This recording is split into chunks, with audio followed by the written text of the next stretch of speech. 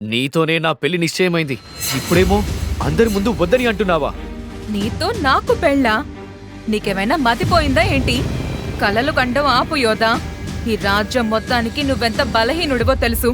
వెళ్ళు, ముందు ఈ యుద్ధం గెలిచిరా, ఆ తర్వాతే నాతో పెళ్లి గురించి కలలు కాను. కైలాస వల్లభరాజు రణసింహ కొడుకు యోధ అతి చిన్న వయసులోనే వీరుడనే బిరుదు పొందాడు. అది చూసి పెద్దలంతా తనకు మిత్రవిందతో పెళ్లి నిశ్చయించారు. మిత్రవింద ఆ రాజ్యంలోని 4 దళాలలో దివంగి దళానికి ముఖ్య నాయకురాలు. యోధ మిత్రవింద చిన్నప్పట్నుండే మంచి స్నేహితులు. వారి మధ్య పెళ్లి సంవేద్య గ్రహంలో 2 శక్తివంతమైన తెగలను కలుపుతుందని అందరి ఆశ. కాని ఎప్పుడైతే యోధ రోజు రోజుకు శక్తిహీనుడుగా మారుతున్నాడో తనతో సంబంధాన్ని తెంచుకోవాలి అనుకుంటోంది మిత్రవింద. సంవేద్య గ్రహం మీద యువకులంతా ఆ రోజు కైలాస వల్లభ రాజ్యంలో జరిగే పోటీలలో తమ శక్తిని నిరూపించుకునేందుకొచ్చారు. ఏటా జరిగే ఆ పోటీలు చాలా ప్రతిష్టాత్మకం. భూమికి కోట్ల దూరంలో ఉండే సంవేద్య గ్రహం అందంగానే కాదు, చాలా విశాలంగా కూడా ఉంటుంది.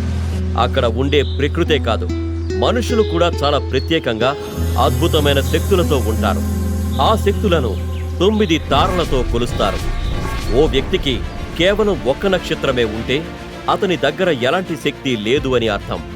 ఒకవేళ అదే మనిషి దగ్గర 9 తారలు ఉంటే అతడిని గొప్ప శక్తిశాలిగా గౌరవిస్తారు. ఎట్టి పరిస్థితుల్లోనూ తన శక్తులను తిరిగి పుంజుకొని ఏకలవ్యుడనే బిరుదును సాధించాలని యోధ పట్టుదల. కాని తన సామర్థ్యం మీద తండ్రికే కాదు, అక్కడ ఉన్నవాళ్లు ఎవ్వరికీ నమ్మకం లేదు. రాజా రణసింహ, ఈ శక్తి పరీక్షల్లో నీ కొడుకు యోధ ఏం చేస్తున్నాడు? రణసింహ, తనేమన్నా దారి తప్పి వచ్చాడా ఏంటి? అందరూ తన కొడుకు గురించి చులకనగా మాట్లాడడం చూసి రాజు రణసింహ నొచ్చుకున్నాడు. బాబు యోధా, నువ్వు ఈ పోటీలో పాల్గొనాల్సిన అవసరమే లేదు. నువ్వు మనందరి పరువు తీయొద్దు. నువ్వు వెళ్ళి అక్కడ సింహాసనం పక్కన ఉన్న కుర్చీలో కూర్చో. యోధాకి కేవలం 3 తారలే ఉన్నాయి. అందుకే తను 9 తారలను సాధించలేడని రణసింహ కూడా అనుకుంటున్నాడు. యోధ తన తండ్రి వంక చూశాడు. యోధ పట్ల అపనమ్మకం ఆయన మొహంలో స్పష్టంగా కనిపించింది. నాన్న, నేను ఈ ఏడాది చాలా కష్టపడ్డాను. అందుకే ఈ ఏడాది పోటీలో తప్పక గెలుస్తాను. నాకు తెలుసు, నువ్వు కష్టపడ్డావని నాకు తెలుసు యోధా. కానీ ఈ శక్తి పరీక్షలో కష్టం ఒక్కటే సరిపోదు. కానీ ఇంకా మీ అందరిలో ఉన్న శక్తి నాలో లేదనేనా?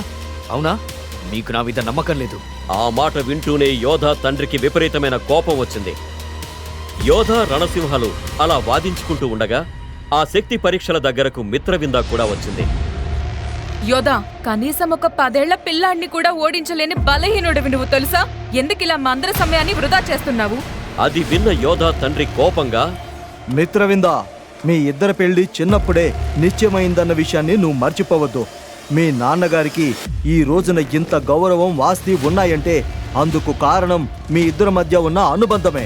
మా నాన్న నా సంబంధాన్ని 9 తారలను అందుకున్న శక్తివంతుడు ఇంకా బలవంతుడితో నిర్ణయించాడు అని మర్చిపోవద్దు.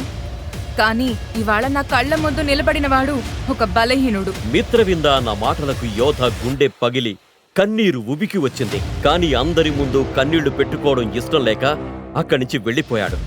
యోధ బాధగా తన ఇంటి ముందున్న తల్లి సమాధి దగ్గరకు చేరుకున్నాడు.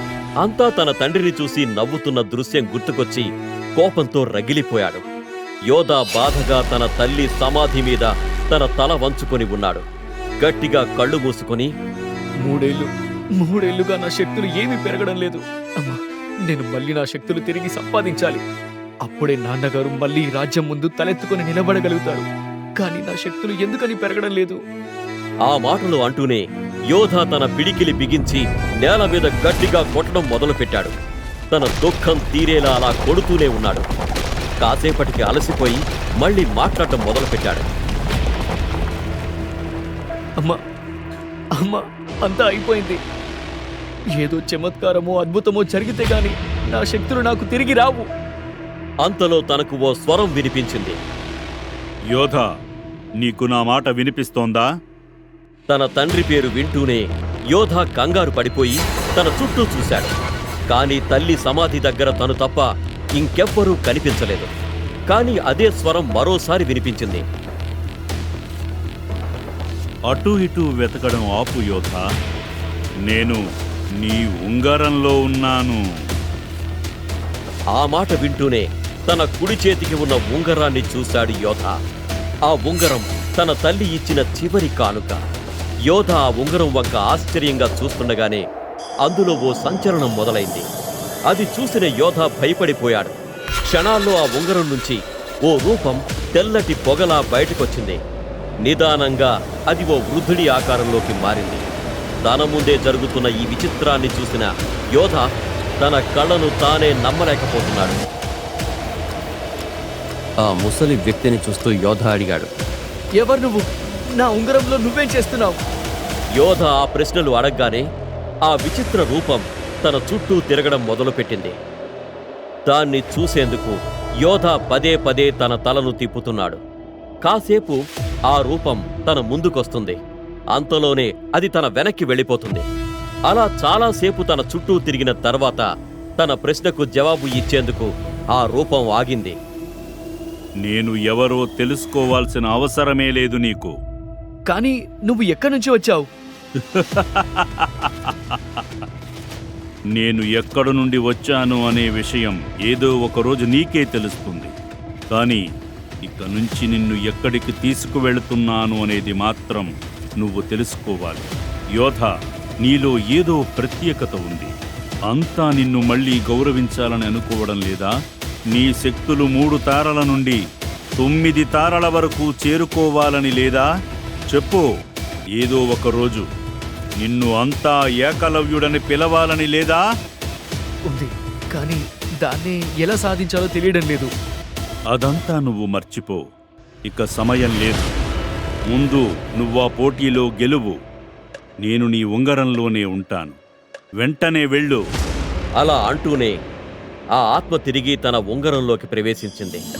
ఇక యోధాకి తను గెలవగలననే కొత్త నమ్మకం వచ్చింది. యోధ వెంటనే పోటీలు జరిగే చోటుకు వెళ్లి పరీక్షలకు సిద్ధమయ్యాడు.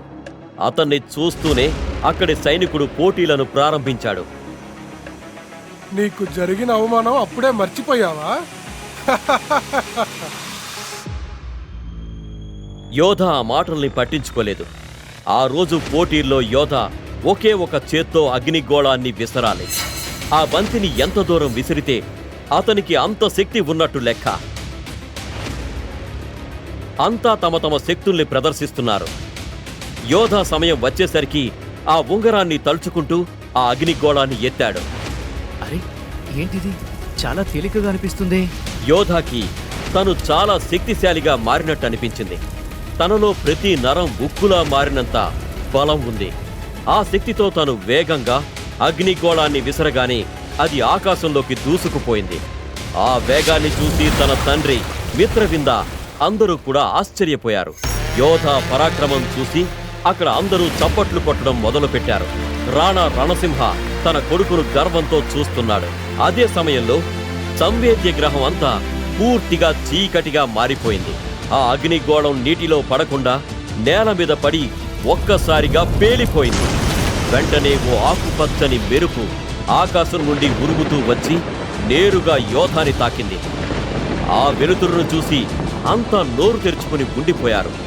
ఆ శక్తి అంతా కూడా యోధా చేతికి ఉన్న ఉంగరం నుండి బయటకు వస్తున్నట్టు అనిపించింది. ఉంగరం నుండి వస్తున్న ఆ మెరుపు యోధాని తాకగానే తను ఒక్కసారిగా స్పృహ కోల్పోయాడు. ఆ ప్రదేశంలో మళ్లీ వెలుగు రాగానే మిత్రవింద, ఆ ఉంగరంలో ఆత్మని బంధించి ఉంచారా? ఆ ఆత్మ ఇక ఎప్పటికీ బయటికి రాకుండా నేను చూసుకుంటానుగా.